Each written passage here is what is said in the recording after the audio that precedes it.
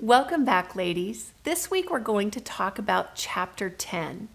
And I know that week after week you've been dedicating time to your homework, to coming to class, and I want to encourage you up front to keep going because you are on a journey of transformation.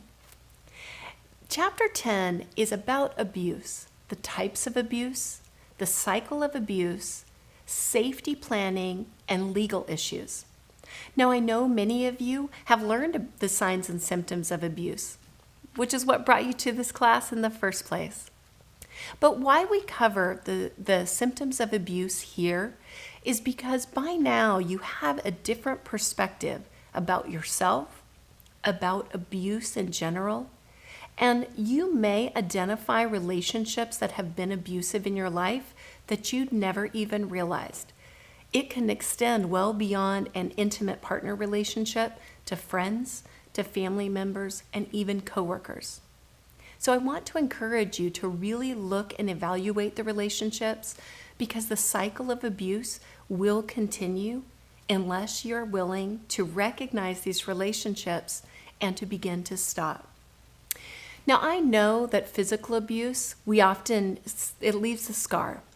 But one of the most difficult abuses that every woman who I've met who's come to this class is emotional abuse.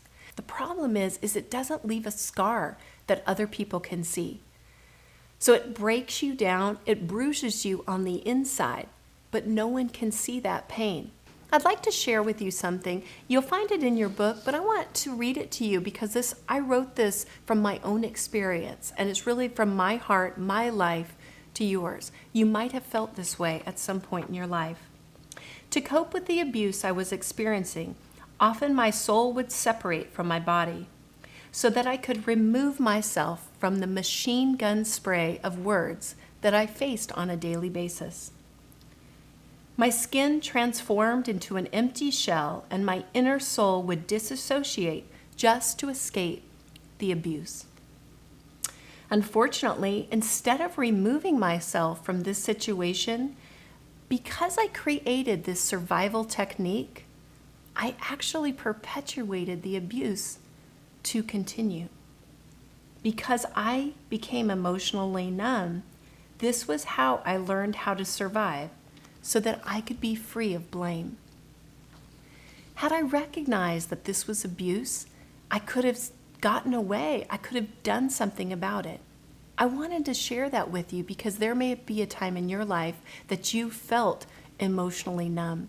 You felt sucked dry by the people that were around you. Well, there's hope. Sharing today in class can begin to help you recognize that these other women have had similar experiences just like you. I want to encourage you to really learn about the cycle of abuse so you can stop it from happening again. I encourage you tonight to jump into the conversation with one another, share your hearts, and share what you've been experiencing. Because by recognizing the similarities between abusive relationships, you will be able to see patterns in your life. These relationships probably extend beyond intimate partner relationships. You may find similarities in your family relationships, your coworkers, and even in your best friends. So by understanding this cycle of abuse, you can protect yourself and have healthier relationships moving forward.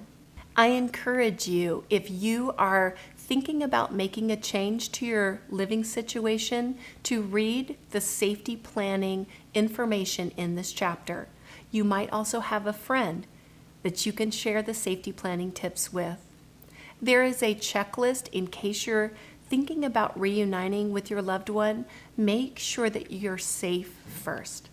Again, that's everything we do here at Stronger Than Espresso, is make sure that you're safe first. There's some information in this chapter about legal, but I know you're going to have fun tonight sharing with each other and moving to the next step in your transformation.